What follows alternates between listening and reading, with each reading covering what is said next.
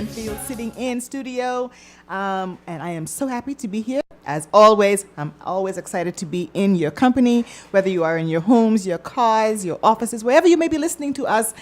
It's always a pleasure to be sitting and talking with you. Good afternoon to all of our listeners in Grand Turk, the nation's capital, Salt Key, the Big South. Good afternoon to you, North and Middle Caicos, Parrot and Pine Key, and of course, all of you lovely people right here in Providenciales. Good afternoon to you. Hopefully you are enjoying this beautiful Thursday afternoon. It is the 31st day of March. So that means that the first quarter of 2016 is gone. Well, we'll be gone by tomorrow. And so we will be starting the second quarter and hopefully. Now, if you have set any goals for 2016, then that means that you should be getting them on the way. They should be well on the way to being realized. All right? Because 2016 is going to be gone in the blink of an eye. I can assure you of that. All right. So this is a call-in show. This is the TCI Patriot Hour. I was here with you 2 weeks ago when I was speaking with Miss Ethelyn Gibbs-Williams on national development through protecting and preserving our heritage. Today is going to be just as exciting. I can assure you of that. Today we will be talking with Mr. Jas Walkin on national development through a revolution. Now, you and I both would love to see where we go with this. So stay tuned as we talk about, developing nationally through a revolution. This is a call-in show, and we would love to have you call in and interact with us.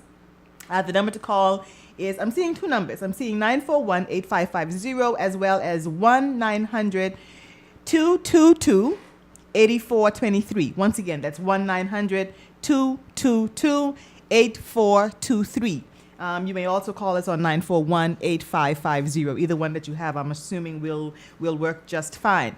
If you are in your office and you would like to listen to us, you can do so online on www.tropicalvibestci.com. Once again, that's www.tropicalvibestci.com. You can plug in your little headphones and just listen to us as you get your jobs done. Don't get fired for us, please, though, okay? Because we don't have any employment for y'all after y'all can get fired, all right? So also, if you have a Samsung, an Android, or an Apple iPhone, there's an app that you can download. I think it's Tropical Vibes TCI app that you can download, and you will be able to hear us via your mobile device. So you have all kinds of ways to interact with us today. You can call us on 1-900-222-8423, or you can listen to us via online. And so we would love to hear from you. As I always say, I love to interact with the listening audience. All right, so let's get started. As promised, the hour will go by very, very quickly. I can assure you of that. So as promised, in studio to my right, I have Mr. Jas Walkin. He is a teacher. He is a husband. He is a son. He's an uncle. No uncle yet? Okay. In the future, I'm assuming. But he is no stranger to us. He is indeed a TCI Patriot. And when I think of a TCI Patriot, he comes to mind. So welcome, Mr. Walkin. How are you doing? I'm doing great. Now, let's get started. Before we even jump into this whole topic of national development through revolution, give us a bit of a background on who Jas Walkin is. I'll try to be as brief as possible. No, don't try that. Be Jas. You know how you go. I don't know if we all want that. But, yes, we do. Good afternoon, Jackson Kickers. My name is Jas Walkin. I think everybody should know me by now. The long and short story of it, I was born with a physical disability. My birth was a miracle birth. Mm-hmm. So what you see before you is a miracle. Mm-hmm.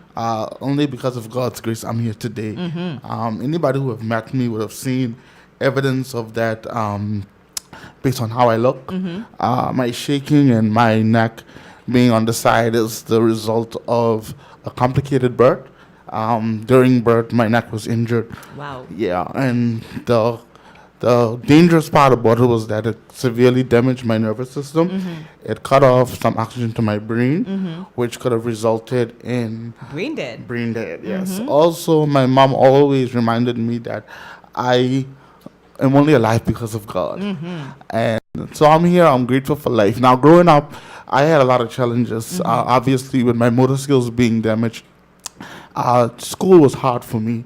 Writing, as you can see, as I said before, I shake a lot. Thankfully, I don't shake as much as I used to. Yes, You know where I come from. So God is good in that regard. But writing was a problem. I couldn't hold the pencil in my hand, so my infant teachers, they had a difficult time getting me to develop those writing skills. But thankfully, Turks and Caicos Islanders did not give up on me. I had great teachers. I had people that believed in me.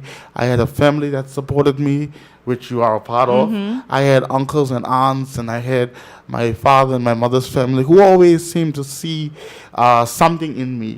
And I had strangers that would walk up to me and say, you know, you're a sensible boy. You know, I like how you can answer questions. And they always say, you're going to go places, Jas. So, you know, through primary school, I was teased. I was called names. I was called Shaky Jas, Stagger Lee, by adults as well as children. Wow. Yeah, and that was the tough part. You know, it's one thing for kids who don't understand sometimes, but adults, you know. So through it all, I had two choices, Tamika. I either had to allow those challenges to put me down or rise to the occasion. And I remember a specific story. You know Miss Maureen Williams. I always call her name. She's Mrs. C's wife. C's department store in Granta. Okay, no, she used to be an educator, but uh-huh. she and my mom were very, very close friends. And I remember one summer I went to her house and she was teaching me how to write. And she realized that every time she got stern with me, I would get more nervous and, you know, my motor skills would just get out of whack. And so she looked at me and I started to cry and I started saying, I want to go to my mommy. And she said, not today. She said, let me tell you something. She said, the world is not going to give you an excuse because of your disability. Yes, yes. She said, too many people already standing in line for sympathy. Yes. So you need to understand that what you have in your head don't make you smart. It's what you can put on the paper. And she challenged me. She was the first person that really talked hard to me. Because all my life at that time, everybody used to baby me. And, yeah. And she showed me a tough side that, hey, Jas, you can't make excuses for this. So I went through primary school, good teachers who taught me that, you know, a teacher is so important. And I became a teacher because of the impact that they had on my life. Wow. So when I saw how they took time with me and simple words like, Jas, you could do it. And I want to remind this country that words have life. Words have power. People telling you that you can make it, it goes a long way. I remember a teacher telling me, the other kids are not smarter than you. They just write faster. Yes. And I said, wait a minute. That's why my grade is low, because I'm writing slower. So you know what she did? She took me to her desk. She asked me the questions on the test, and she wrote the answers for me. Yes. And I ended up coming third, I think, for the first time in my life. And so, I'm sure that boosted your self-esteem. Of course, because success makes you want to be more successful. So the big climax of my personal life, I would say the first big climax was making it through high school. And not just making it through high school, because down in high school, I was faced with a number of challenges again, kids teasing me. But then that's the first thing that happened to me was that I learned something called defense mechanism. Yes. I found that the one thing that people use to put you down with is your disability or something that you're not comfortable with already. Exactly. So if you take that from them, then they have nothing. So what I started doing is I started making fun of myself. The one thing that they would always put me down with, I began to put myself down with it. Yeah. And then they realized that it didn't matter to me. Right. So then it stopped mattering to them. Yes. So that was the first accomplishment for me personally. And then I graduated from high school as valedictorian. That was a big achievement for me because, you know, it wasn't just that I was a valedictorian, but the story itself. That was an important part of my story. Yes. Where, you know, this kid that came from so far, that overcame physical disabilities, and people like to say, oh, Jas, there's nothing wrong with you now. That's because they've gotten to know me and my personality. Right. But back then, if you didn't know me and didn't know where I come from, you would understand why, you know, it was such a big achievement. Yes. And from there, I went on to college, did my 4 years at the College of the Bahamas. I did a Bachelor's of Education in History, came back home, taught to my alma mater for the last 10 years. Hold on. You missing out a very important part of this college thing now, because you went down there and come back with women. Please don't miss this part. Well, actually, that's a misconception, how people believe. Oh. I didn't actually bring my wife from the Bahamas. I think she kind of followed me to Turks and Caicos. Oh, okay. Even though we really met in TCI. But after being in the Bahamas, I gained a love for more than their culture and obviously. education. So I married a very beautiful a Bahamian woman who I believe is listening right now. She asked me not to say hello to her, so I won't say hello to her. Hello, Mrs. Walkin. I'll But say yes, it. I've been blessed with a beautiful wife, and that's just an example of the favor that God has placed on my life. Yes. And so, long and short of it, I've been teaching for 10 years, and I was fortunate and grateful to graduate this year, January, with my master's degree in education. Amen. Um, Congratulations. Thank you. In the top 15% of my class. Wow. That's something that I want to just throw in there. So God has been good to me. Awesome. And the reason why I'm here and want to talk about topics like this is because this country has been good to me. Yes. I've been the beneficiary of 2 post-secondary education, free education in primary school, free education in high school, college, and university. So I owe my country. And therefore, anything that I can do that would give back to the Turks and Caicos Islands, You I'm would do prepared just to do that. it. So in a snapshot, that's Jas. Wow, wow. We can end right there because I mean that's a mouthful right there, and it just shows you. You know, I am so happy. Like I'm always inspired when I talk to you, Jas, because you know. As you say now, we know you, and so we don't see your physical disabilities anymore. But I can imagine as a young man growing up, as a young teenager, who already are dealing with the, you know, all the new hormones that's coming up, all the new things that's happening in your body, and then on top of that, to be dealing with a physical disability as well. I can just imagine the turmoil, Yep. you know, that you went through. But guess what? I mean, you overcame it. You know, you overcame that, and that's to me. That is so inspiring. And so that tells me a lot about this country as well, too, that no matter where we may be right now or where we were, we can overcome as well. I just want to add, you know, when you said that, you took the very essence of what builds my character. You know, people, I'm a very optimistic person. I think a lot of that is based on my experience and the ability that God had given me to overcome it. But notice what I start off by saying, Turks and Caicos people invested in me. We have good people in this country. We have had good people. We Yes. still have good people. I look at that flag in the background, and it means so They're much all to around me. here, All right? around. It means so much to me. Why? Because I'm a Turks and Caicos Islander. Yes. And I've been touched by the lives of other Turks and Caicos Islanders. So my character, my faith in this country, my belief that national development is possible, through whatever means necessary, is based on my experience. Because the same way those people believed in me and told me, Jas, your disability does not disqualify you from learning. Jas, your disability does not stop you from being a valedictorian. The government of this country schooled me. They sent, when I went to the Bahamas, you know what the Bahamians said to me? If this is who your country sent for a scholarship, then trust me, you must deserve it. Now, I was almost offended by it, Yeah. right? But you know what I said, Tamika? I said, Jas, take it as a badge of honor that out of all the Turks and Caicos Islanders that where either got a scholarship or didn't get it, you were chosen. Yes. You have an opportunity Yes. to go. And you know how many times Bahamians try to Bahamianize me, tell me stay in the Bahamianize. Bahamas. Oh yeah, they was giving me Bahamian flag You and know why? coat of Because arms. they recognize who you were Of course. and they, what you had to offer. they always said to me, man, why don't stay over here? Why don't you stay? And I said to them, listen, the Bahamas has had Celinda Finland, Milo Butler, Sorrento Fox, Sir Clifford Darling. Turks and Caicos only had Jakes McCartney so far. Yes. I said we got to have some more nation builders in our Yes, country. yes. So I'm here and I'm excited Doing to your be here, part. doing my part. Yes, yes, yes. Doing And I'm my sure part. Jas Walkin will go down in history books, along with Jax McCartney. So yes, let's just jump into this. What do you understand, Jas, by the term national development? National development.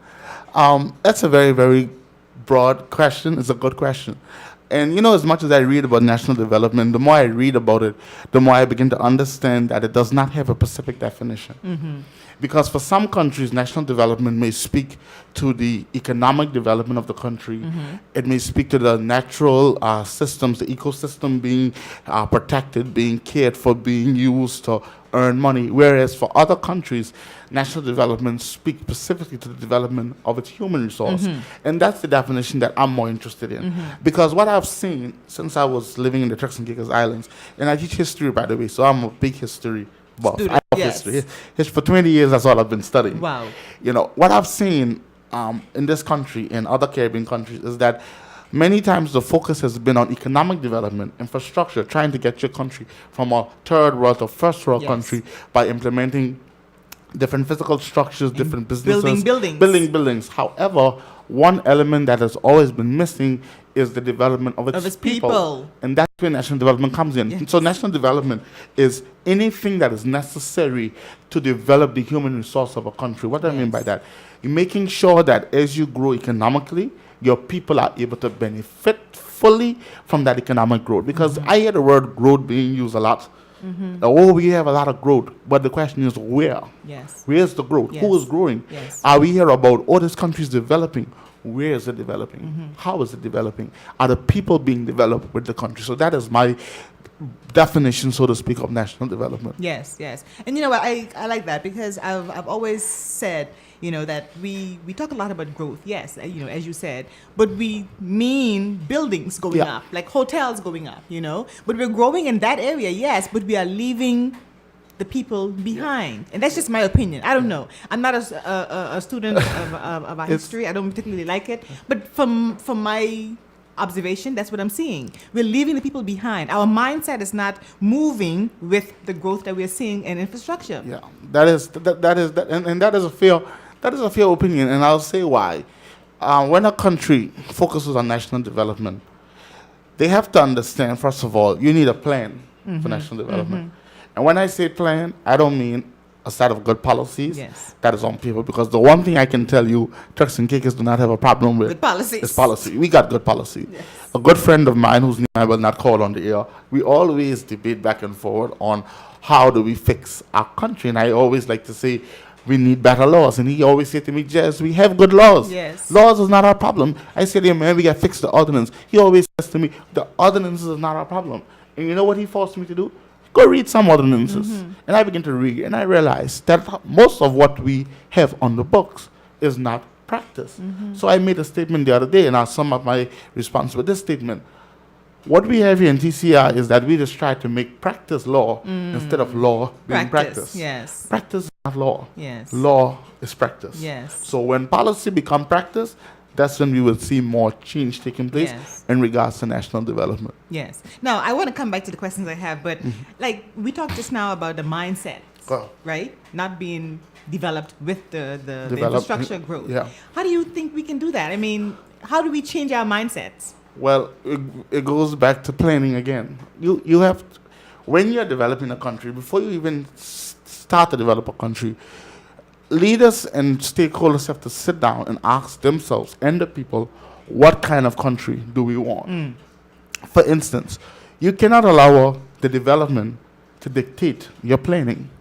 Your planning must dictate the development. Thank you. Thank you. That's important. Take, for instance, I've read in history where there were countries, because of slavery and because of the history of plantation complex and so on, they had a struggle transitioning from a plantation economy into a labor-driven economy. Right. Then when they got to a labor-driven economy, they wanted a service-driven economy. So what they had to do, they had to sit down and they had to decide now that in order to create a labor or service-driven economy, we have to now put the infrastructure in place along with the training of the individuals. What has happened in the TCI, in my observation, is that we have allowed our development to dictate Yes. our planning. Yes, That's why we yes. have so much hiccups over getting certain policies in Yes, place yes. to keep up to date with the development. So we haven't even decided on not whether we want a service-driven economy or labor. Take, Yes. for instance, labor is a big problem, and I know I'm kind of jumping to the gun, No, but go ahead. labor is a big problem in this country. Let's be honest with it.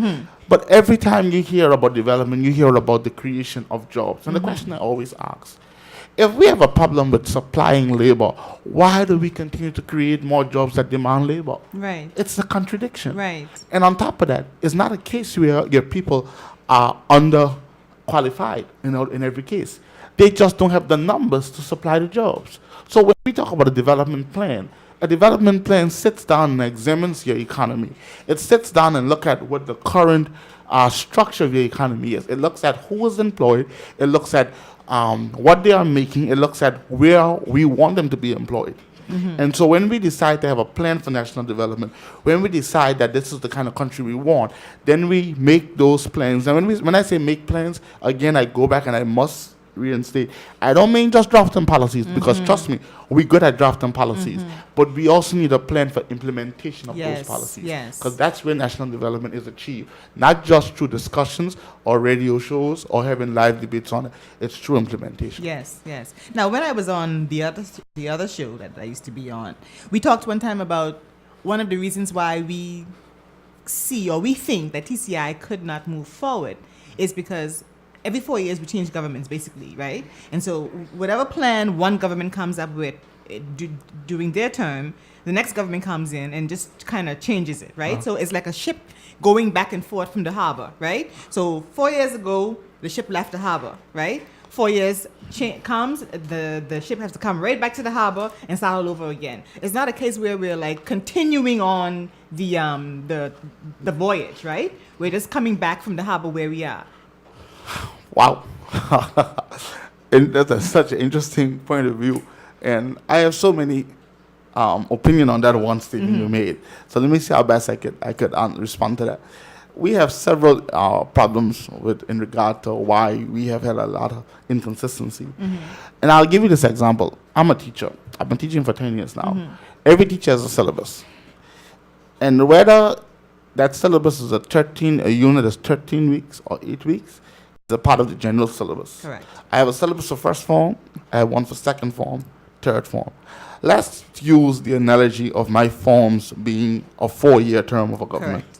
So let's consider now, if we had a syllabus and we would look at that syllabus and say, okay, this is where we're going to be at the end of first form. Because we know that to get to second form, we have to finish first form. First form. Yes. Whether I continue as the teacher, when that new teacher comes in, Same syllabus still the applies. same syllabus still applies. Exactly. And they know that based on what we do as teachers at the end of the school year, you know what we do? We leave a list of topics. You know why we leave that list of topics? Because the next teacher that comes up, Yes. they need to know where we just left Yes, off. and where I'll to give pick you an analogy. When the United States changed presidents, do you know why after election, the president-elect doesn't become president on November 4th? He becomes president on January 20th. You know why? Because it's a change over hands. Thank you. Between November 4th, or between the first Tuesday in November and the third Tuesday in January, the incumbent and the acting president sits down Yes. and they do a proper changeover. Yes. When was the last time in our Do country? we do that here? No. Well, I can't say not, but I'm just asking. When, based on my observation, that is so key. So it goes back to planning. It goes Yes. back to having a vision. And people have to understand something. And I may be wrong in this opinion, but this is my opinion. Election does not have to change vision. Yes, exactly. Election doesn't have to change a good vision. You know why? Because a vision can't die with the visionaire. A real vision lives Or on. shouldn't die Or with should. the visionaire. Well, if it dies with the visionaire, then it wasn't a vision. Yeah, you think so? I'm telling you. Because guess why? A vision sees into the future beyond the person that is seeing. Anytime you only can see or direct plans for my life, anytime you can only see and direct plans for my life as far as your life is concerned, then that's not a vision for me. Take, for instance, let me give a simple example. If I'm making plans for you, and my plans for you only as far as this studio here, that plan is not for you, that plan is for me. Right. But if I'm really making a vision that includes you and your family, then that should be beyond the studio. So I don't believe vision die with the visionaire. So definitely that is how I feel about the whole. And yes, we are a very vibrant democracy in terms of changing government, but that's not the people's fault. That's not our fault. Wow.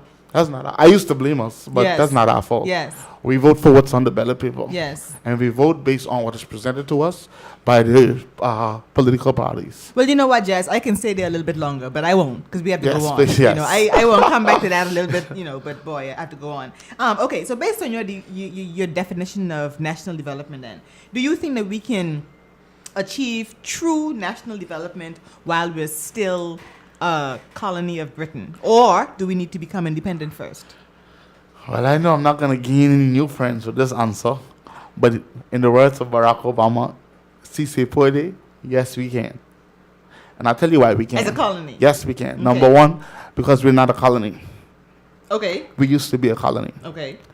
A colony, by historical definition, maybe in history teacher, a colony is a subject of an imperial power that is responsible for paying dividends, whether financial, political, or social, to that imperial power. Okay. They are also forced to adopt the culture of that imperial power. Now, you tell me, living in this Turks and Caicos Islands, are we still on ground need? No, we are not. Are we on what? Are we still on ground need? Are No. we still being Okay. funded by the UK? No, we are not. Are we forced to accept UK culture? No. No, we are not. Are we not allowed to worship the God we want to worship? No. Are we not? Are we not allowed to follow our dreams the way we want to a certain extent? So what I would describe TCI is a British overseas territory. Okay. That's what we describe. That tells me too. When I look at the movement towards independence of other Caribbean countries, you notice a similar trend. You would notice that each of them went through these teething pains as overseas territories. They went from colony to overseas territory. They also had political leaders and different stakeholders that were passionate about change. So what they did was they made the decisions necessary to secure that change. Now, during the independence movement, they saw independence as an avenue to accelerate their national development. But the Turks and Caicos Islands has developed differently from those countries. Why do I say that? Because the Turks and Caicos Islands never had a strong labor union, never had a strong society based on labor organizations and so on. So when it came down to our change came almost through evolution. So what that says to me is that we have had nearly 4 decades to achieve whatever we want to achieve for our people. Were there times when we wanted to do certain things and the British government said no? Of course there were. The question I asked, tell me what we want to do for our people now to develop them that we cannot do if we really want to. Yes, yes. I just said that national development talks about developing the human mind. Do we not have scholarships? Do we not budget for education? Do we not have a tertiary institution here? We do. So the question is, what is hindering us as a British overseas territory from truly achieving national development? Yes. It goes back to, do we want it? Are the persons that are responsible for help seeing it through, do they want it? So I don't think, and this is one of the arguments that I always make against independence, because I always say to them, if you cannot empower me now as an overseas territory, how are you going to empower me now when I'm on my own? Right. Demonstrate to me now that you're going to put me first. Demonstrate to me now that you're going to put the infrastructures in place that will allow me not to be a second or third class citizen in my country. If you do that to me now, I wouldn't fight independence. Yeah. As a matter of fact, I'll be the leading And voice. I'll lead it because prior to high school, you couldn't get anybody that was a support of independence more than me. Yeah. But true maturity and true understanding what national development that needs to take place and living in the Bahamas and seeing how important it is. And I'll end with this note to answer that question. Are we learning from the countries that saw the achievement of independence as a quicker roadmap to national development? Are we learning from them? Right. I'm not saying that it was a mistake for all of them. Right, right. But if the work you have to do after independence can be done before independence, why not do the work? Exactly. You rest your case. I believe that as well. Now, I got a document that you had written Yes. on the same topic. Yes. And in the document you said, when national development does not come through evolution, all right? Yes. The people must achieve it through revolution. Yes. Let me say that again. When national development does not come through evolution, meaning change, Yes. strategic change, the people must then achieve it through revolution. What does this mean? First of all, evolutionary change is change through adjustments in an existing system. Okay? Okay. Revolutionary change, on the other hand, means to replace an existing system or part of an existing system entirely. Say that again. Evolutionary change, change by evolution, it's adjustments to an existing system, Yes. whether it's through deliberations, through discussions, through research. Adjustments arise, recommendations are made. But the system stays. System You're just stays. tweaking it a little bit. You're tweaking it. Gotcha. Okay. That's evolutionary change. Gotcha. Similar to what took place in 1976. Gotcha. Okay. There was a little tweaking to our constitution. Yes. So 2009 again. you see, you with me. 2006, 2009, Yeah. 2011, 2012. Yeah. But now revolutionary change requires that the entire system or part of the entire system be changed. Now, why is revolution required because evolution ain't working. Yes. We want evolution. God knows I would love, if evolution was working, I would need to be in the studio today. If evolution was working, then there would be no need for TCI Patriots. But evolution has not been working. And when evolution has been exhausted, Then we need to do a revolution. and that's what history has taught me. History Okay. has taught me that after evolution has been exhausted, then it's time for revolution. Right. So that means you have to revamp the whole system. Not maybe the whole, maybe the half, maybe a quarter, but It gotta be revamped. Something needs to change. 'cause- No more tweaking is working. Exactly. Okay. Now, tell me, what does this revolution look like? I mean, like when you talk about a revolution, and what do you envision? Well, a revolution, you're talking about in regards to national development. Correct. Yeah. All right. Revolution means change. There's no if and then about it. Yes. If an event takes place and it doesn't bring change, it was not a revolution. I can list you a number of revolutions: American Revolution, Yes. Haitian Revolution, Sugar Revolution, French Revolution, Bahamas Majority Rule, Cuban Revolution Part 1, Cuban Revolution Part 2. Why are they called the Russian Revolution? Why are they called revolutions? Because they brought change, and it's recorded in history as change. When I talk about national development revolution, I'm talking about a change in our country in regard to the empowerment of our people. That's what it is. And we should know what that change looks like because we want that change. What does it look like? It looks like what you want it to look like.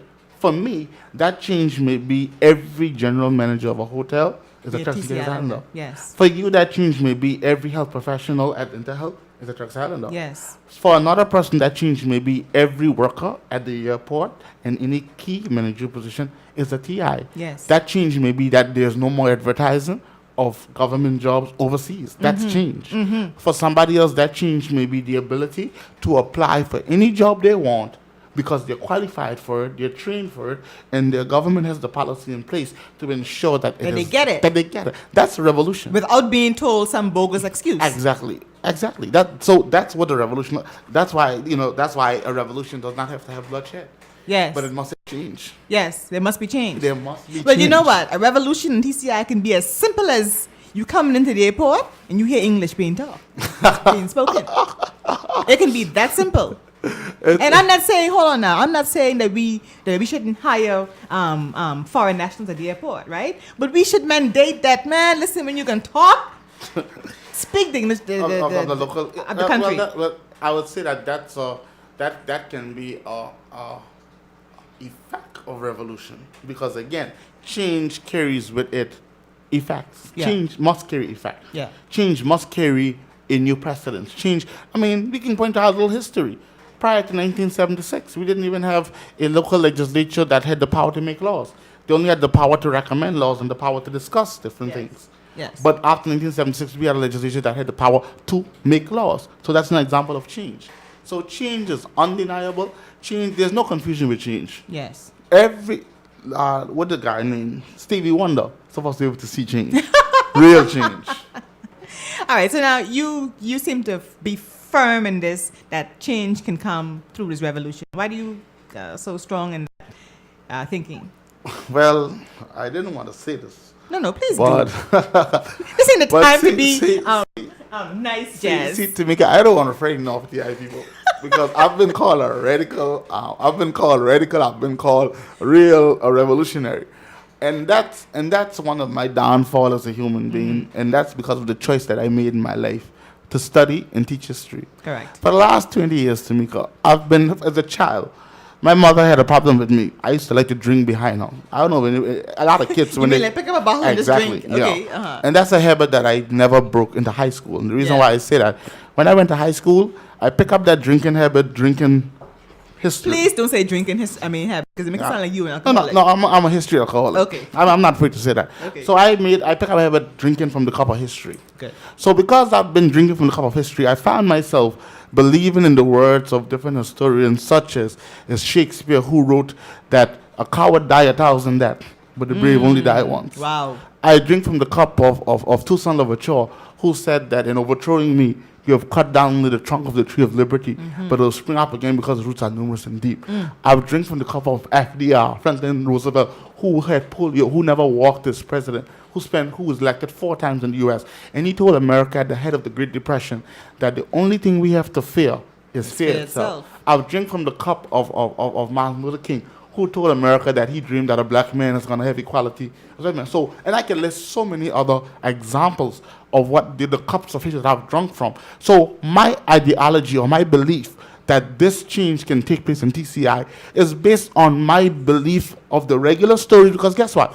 History is only the stories of ordinary men and women who did extraordinary things. So that's why I'm kind of, I'm drunk with that belief. I've been intoxicated with the belief that this country can do whatever it sets its mind to. We can do it. Yes. Because at the end of the day, they did it. Jamaica did it. Barbados did it. Barbados did it with Earl Barrow. Jamaica did it with Bustamante and Michael Manley. Bahamas did it with Lyndon Pinland.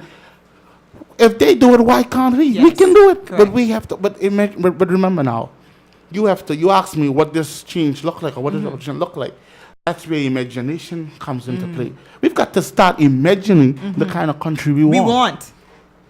And go after it. Yes. Yes. That's how. That's my principle. And stop making excuses for why we can't get there. Yes. Imagine what you want and go after it. I know that a lot of things have been handed to us as a people because our history shows us. Let's be real. The Africans that came to the rest of the British Caribbean, if I'm correct, they came from a very aggressive part of West Africa, and they were also introduced to a real strong system of slavery. 95% of the slaves that came to TCI, they were slaves who escaped from the Esperanza and the Troubadour that was wrecked on East Caicos. They never even understood the real cruelty of slavery. So for them, we were relaxing from the time we reached here.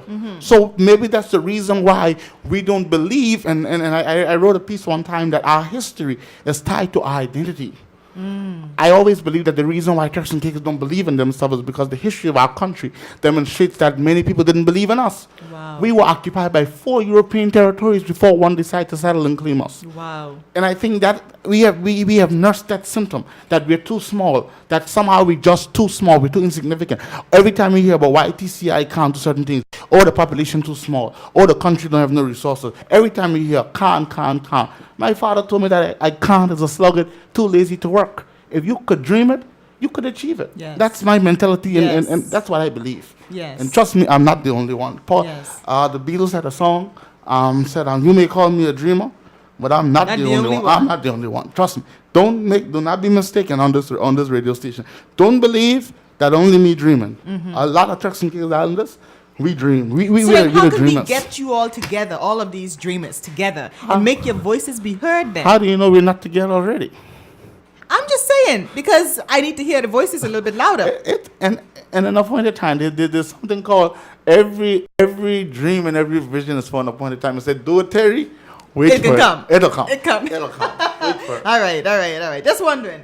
So now you mentioned a few countries a minute ago in passing that had their revolution. Yes. Let's talk a bit more about those countries who actually went through their revolution for the national development.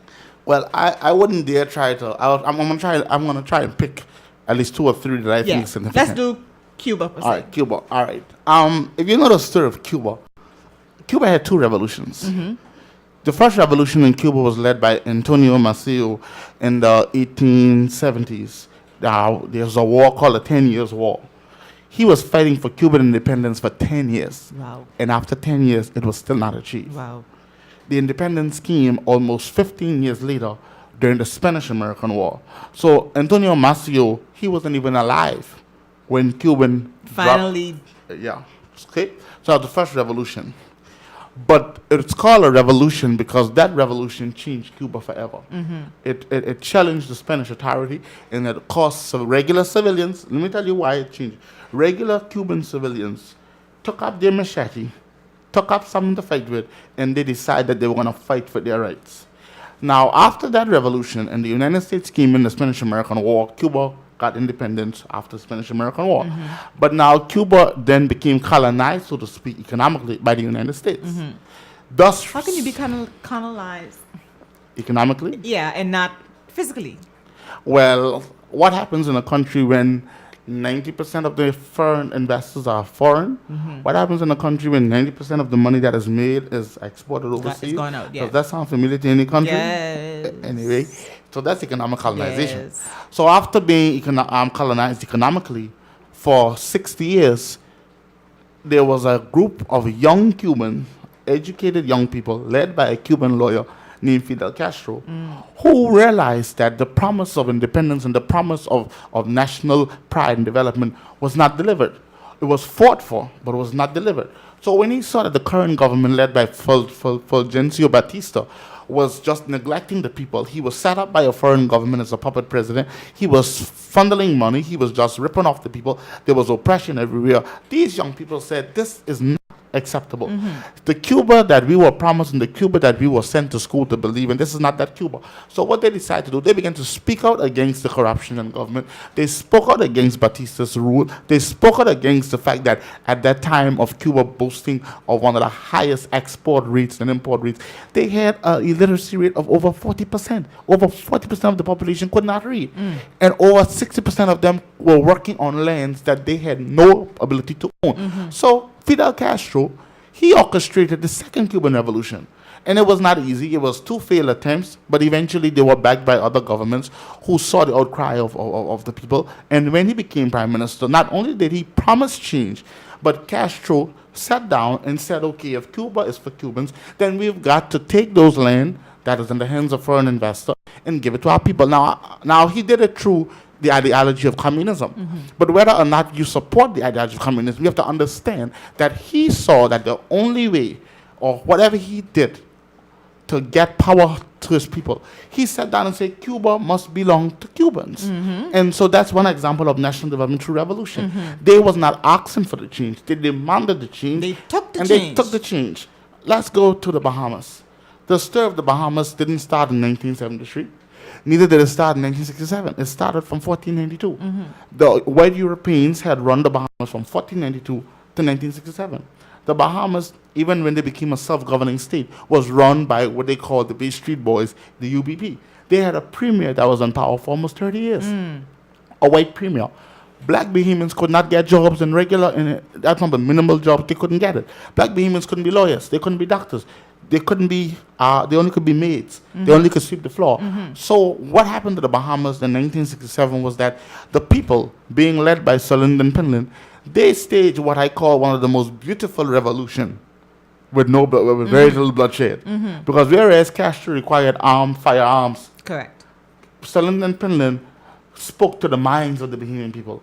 He told that the Bahamas must be for all Bahamians. He didn't say he didn't want white Bahamians to rule the Bahamas, but he said they couldn't rule. Majority must rule. Democracy is majority rule. The majority of Bahamians were black. So in 1967, when they achieved majority rule, that revolution led to black Bahamians not just ruling the government, and I want to make that point, because I'm not just advocating for change in terms of leadership and change in government, because what has happened many times is that change in government don't lead to change in country. Exactly. That's not change. Exactly. That's more of the same. Exactly. What the independent majority rule government did was that their change in government led to a change in their country, because what they did was they empowered black Bahamians. They brought black Bahamians on the level of the white Bahamians. And the first speech that Independent gave after he became premier, he said, have faith in us. You've been working with this white government for 30 years, but don't just jump town and skip town because we're in power. And remember the question you asked earlier about the continuation and why it is that when governments are elected, we change. Watch this. When Sir Independent became premier, the Bahamas' success was already set up. Financial services was already set up by the UBP. They had built a strong financial sector prior to 1967. So when Sir Lyndon came into power, did he abolish it? No. Why would he? It's been working. Why? Exactly. But what he did was that he made sure it worked for black Bahamians as well as white Bahamians. So that's 2 good examples, I believe, of national development. And when I say national development, Sir Lyndon Pinland, that's just a synopsis of what he did. Yes. Because the hundreds of Bahamians that were able to get education, went to school in London, in the UK, in America, came back home and gave back to the Bahamas. That's why they can say the Bahamas is for Bahamians. Many Turks Islanders ended up back in TI because of Sir Lyndon Pinland. I could tell you that's why my family came back. I mean, I came back with my grandparents, and I've heard, so many stories where they said, listen, in 73, I think it was, when Pinland became the prime minister, he said, Bahamas is for Bahamians.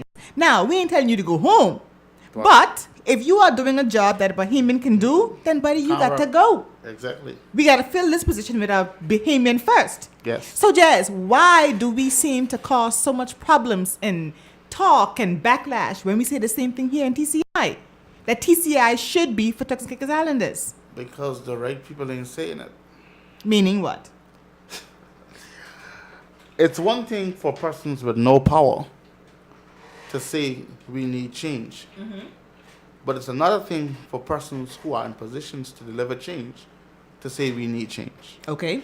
Because sitting at this table can't bring change. You're right. We could discuss change. Right. Sitting at this table can't deliver change. It could start this discussion. Right. But when you or I or whoever sits at this table and want change can sit to a table where they have the power to make change, then that's when change becomes a reality. And Yes. that's when saying Turks and Caicos belong to Turks and Caicos Islands will really have power. Yes. And then two, when the electorate, meaning the voters, can convince the leaders that they lack, that that's the kind of country that they want. And if they don't give them that country, they're going to find somebody else who can give it to them. Then that's when we will start saying TI is for TI, and it will actually have a real meaning. So now I a little slow. So let me break this down so I can make sure I get this, right? So you're saying then that when the investors come and talk to the politicians or try to strike a deal, right? That's saying TCI is for TC Islanders, right? Yes. Will come into play by the deals they strike. Yes. All right, I'm just trying to check Yes, and make the sure decisions that are I'm made. on the same. Yes. The deals Wavelength. not just the deals they strike, but the development of those deals. Yes. You will see it demonstrating in the development of those Yes, deals. yes. Because, listen, I can point to you 3 policies on paper that has a little bit of provision to put Turks and Caicos Islanders first. Tell me. And I can't tell you. But Just- no, I can't tell you. I cannot tell you. You came in some uncharted water. But if you look at the execution of them, it doesn't take place. And the question is not just why it doesn't take place, but why is it okay for it not to take place? Why are we satisfied with what is not being done? And that's where I always say it's time for us to put up or shut up. Because we are talking people. I love my people. I love this country. And I ain't just saying that because I'm on radio station. Anybody that knows who I am and knows what I stand for, I love TI. But the one thing I wish I could change about Turks and Caicos Island is we get to a place where we stop talking and start walking. Stop making noise. No, we can't stop making noise. We gotta start. But you gotta do doing something when you're after making the noise. Yeah, we gotta keep making You noise know? now because it's important to Right, make noise. right, but you gotta do something. Like when Action. the time comes for you to actually do something. Action. Don't just go cower in the corner. And that's a revolution. Right. Now, our time almost gone. I just realized we got 10 more minutes, right? Now, I want to get to this question before we have to go. Now, in your opinion, do we currently, based on all that we've talked about today, the revolution, all the various countries that have gone through their revolution and has brought change, right? Do you think, in your opinion now, this is just only Jazz's opinion, do you think we have anybody currently in government or the opposition, okay? Government or the opposition who is capable of spearheading the changes that we so badly need in this country? Absolutely. Yes, we do. Okay. The question isn't whether they are capable. Because if they were not capable, we would not have voted for them. Okay. They are capable. The question is, do they want to? Okay. The question is, do they have the desire to do it? The question is, too, why aren't they, if that's the case? If we feel as if it's not being done, why aren't they doing it? So, yes, we have the capabilities. And it goes back to my original statement. We have the brain power here to do whatever we put our minds to. Yes. And I think that and that's one of the things, that's one of the colonial attitudes that I wish we would get rid of. Because going to independence or self-determination where the colonial mind is still not an independent country. Yes. Bob Marley say, emancipate yourself from Emancipate yourself from mental mental slavery. slavery. And that's where the battle is. So that's the balance. So for me, I have no doubt that the persons we have in leadership in this country can deliver this kind of change. I have no doubt that they can put these things in place, that they can create a country in which we are able to see our dreams and our ambitions realized. Right. The question remains is, do they want to? And how do we as the electorate hold them accountable whether or not they achieve it or they don't? That's the bigger question. Yeah. Wow. So then what do we need to do then to as a country, as a people? We have to first of all go back to the drawing board. And I say the drawing board as a teacher. If I go to the classroom with a lesson and I plan, because remember, our lesson plan is just a projection of what I What you want to take think place will or happen, think will yeah, happen. But during the course of a lesson, which I'm quite sure you know, things can change. You realize this ain't working. where we are, yeah. Now, what makes me a good teacher is if I have the ability or the desire or the humility to adjust my lesson while I'm teaching On the spot. on the spot. And I say that to say this. As a Turks and Caicos, Tamika, I am not going to sit on the station and pretend as if Turks and Caicos people don't know what they want. We know what we want. I used to feel, I hear people say, oh, the evidence of us changing leadership over and over, or the evidence of us complaining sometimes and praising sometimes is a sign of us not knowing what we want. That's not true. We know what we want. What do Our we want? problem, I want a lot of things. I want my country to be one of the most successful countries in the Caribbean. I want a country where Turks and Caicos Islanders feel proud to be TI because their dreams are a possibility. And that summarizes what a country is supposed to be. And stop thinking about the country as some physical piece of land that we belong to. That's not our country. Our country is you and me. I. That's my country. When I talk about loving TI, I don't love that flag. I love the people that flag represent. So we as a people have to look at the dreams and aspirations that we all have together, and we decide to unite, decide to come together and work at it. And let's be honest with ourselves. Let's be true to ourselves. Stop telling ourselves that this is the problem and this is the solution when we know quite well that we know the solution. We are the solutions. We like to walk on eggshells because we don't like to offend anybody. Right. I've been branded as a troublemaker because I say what's on my mind. I believe in I've been, as a matter of fact, I've been disciplined in many different ways for expressing myself. Now, hopefully, But is something wrong with that? Like fundamentally wrong with that? well, it's a part of a democracy, When unfortunately. you're shutting people down because in of what they- theory, there's something wrong with it, but then it's also legally done. But the bigger picture is this: we know what we want as a people. We just have to decide to go after it. As I said before, time for us to put up or shut up. I've talked to people over and over who say, "Man, I want to change," but you're doing the same thing. Man, we need this to be. We know what the problem is. So we have been so accustomed and comfortable discussing our problems that we think that discussing our problems is actually solution. solutions. That's not problems. That's not sad. change. You Yes. cannot get change by doing the same thing. And I wanted to That's read. insanity. Yes, I had a definition here that I found, and when I delivered my first public address as valedictorian, I had a 1-minute pocket Bible with me, and there was a quote that I took with me all throughout my life. Yes. The quote said We have that 5 minutes to wrap up. when you want something that you have never had, you have got to do something that you've never done. Say that again so we can make sure we get it. When you want something, That you've never had, right? you've got to do something that you've never done. That's my definition of change. Because the opposite of that is insanity. Yes. Doing the same thing Over and over and over. and and expecting a different result. Yes. Wow. So when you want something that you've never had, you have to do something that you've never done before. Yes. Wow. That's my definition of that. That is what has guided my life. And that sums it up. Yep. That sums it up so well. Because, I mean, are we willing? I mean, this speaks to the fact that do we really want change? Yeah. Do we really want this revolution? Yep. Because we have to do some things that we have never done before. Yes. Things such as, give me an example, Jas. Being honest about our democracy. Being honest with the problems in our democracy.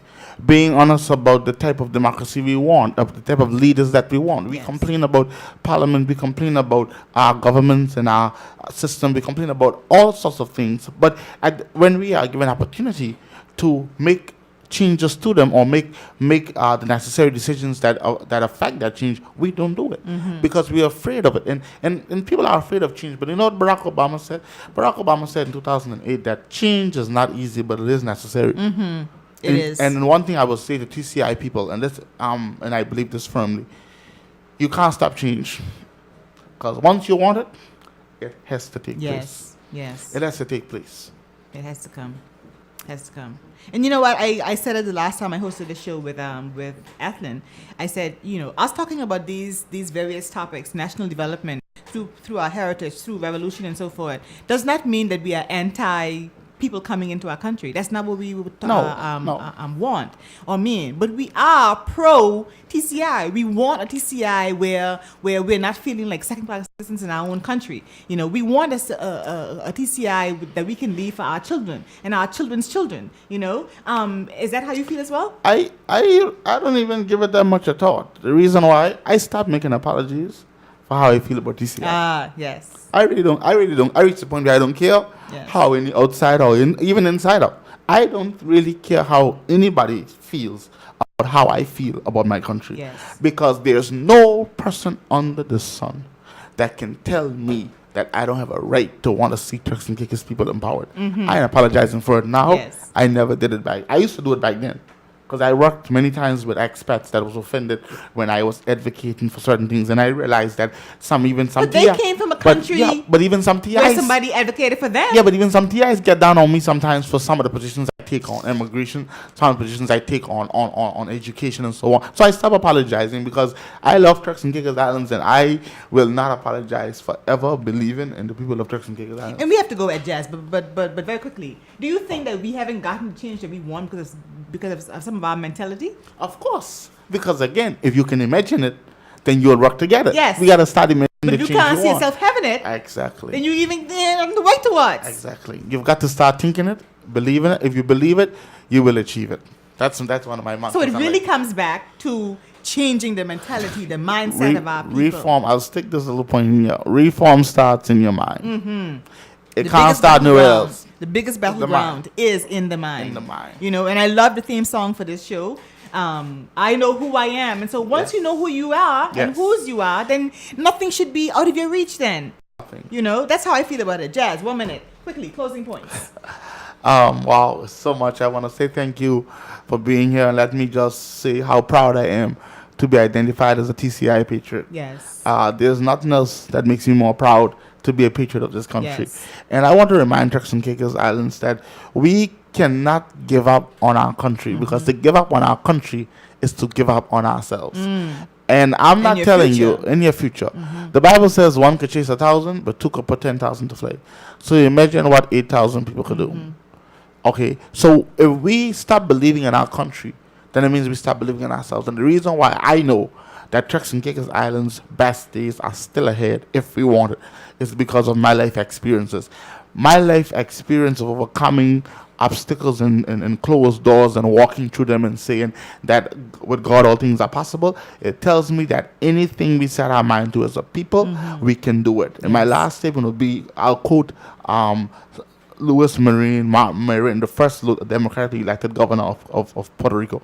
He took a country with a literacy rate of 30%, and they sat down and wrote for themselves a constitution and gave it to the United States. Wow. That's how Puerto Rico became the Commonwealth of Puerto Rico. You know what he said to the people when they asked him to serve a 4th term?